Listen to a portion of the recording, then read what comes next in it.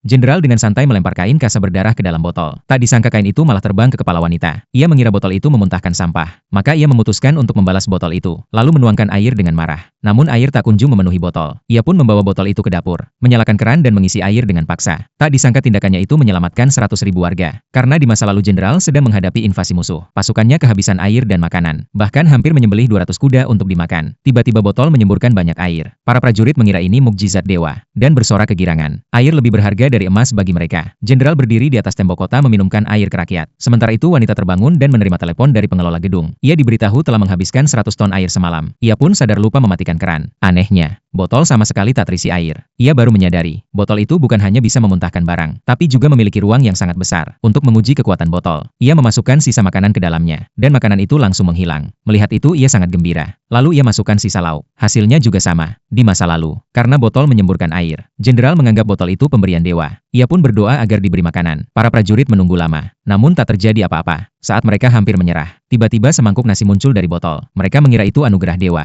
Tak lama makanan terus bermunculan dari botol. Para prajurit makin yakin botol itu benda suci. Jenderal pun menulis doa ucapan terima kasih dan membakarnya, lalu memasukkan abunya ke dalam botol. Di masa kini, botol wanita itu malah mengeluarkan asap hitam. Wanita marah besar. Tapi karena botol itu peninggalan leluhur, ia tetap menjaganya dengan hati-hati. Ia lalu menggunakan botol itu sebagai tempat sampah, memasukkan makanan ke daluarsa. Di masa lalu, para prajurit mengira itu jawaban dari doa mereka, lalu membawa makanan itu dengan senang. Jenderal kembali menulis surat terima kasih, tapi lupa membakarnya. Ketika sadar sudah terlambat, wanita di masa kini pun menerima surat itu. Namun ia terganggu oleh telepon dari nenek jahatnya. Wajahnya langsung berubah. Ia teringat saat orang tuanya meninggal. Nenek dan bibinya berebut warisan, karena ia belum menikah. Ia kehilangan hak waris, dan semua harta diambil oleh sepupu laki-lakinya. Setiap mengingat itu ia merasa sedih, hingga lupa membaca surat dari Jenderal. Jenderal mengira permohonannya terlalu banyak, dan membuat dewa marah tak mau merespons. Sekarang ia kehilangan bantuan dewa. Hanya tersisa 2 roti kukus di tangannya. Rakyat mulai menukar anak mereka untuk makanan. Seorang bocah hampir dijadikan santapan. Jenderal segera tiba dan mengusir ayah yang tak bertanggung jawab, lalu memberikan makanan terakhirnya pada anak itu. Kebaikan ini disaksikan oleh seorang nenek, yang kemudian menawarkan cucunya untuk diasuh. Ia bersedia menukar cucunya dengan sayuran liar. Jenderal heran, karena nenek itu bisa membesarkan cucunya sendiri. Saat itulah sang nenek perlahan membuka lengan bajunya.